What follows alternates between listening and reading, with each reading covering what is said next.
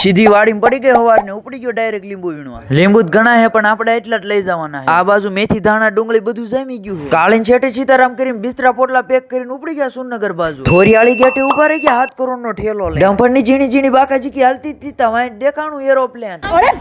હાળું સમજાતું નથી, મોંઘવારી વધી ગઈ, હું ગરીબ થઈ ગયો. મને મારા ભાઈબંધને સીટ મળી ગઈ ને અત્યારે સાયલા એરપોર્ટ.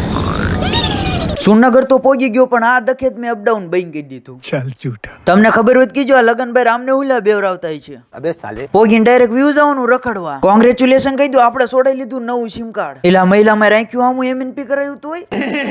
રાજા તો આપણે સેવિત્ય પણ આ રાણી કેદુ ના આયા નતા. ડીમાર્ટ વાળા ઘણી તાણ કરી પણ માર નથી પીવી. હું સ્વર્ગના રસ્તા બાજુ જાતો તો અવાજ આવ્યો. એલા આમ આમ ક્યાં ગુંડા બનેગા રે તું. આ હીરાન ટક્કર દેવો તો હું પેલેથી સુધતે. અને આ કોકને ગિફ્ટ દેવું થાતું તે કઈ પેકેટ દઈ દીજો, હું ના નહીં પાડું. હવે વાત કરું તો એની ડિમાન્ડ વધવાની છે.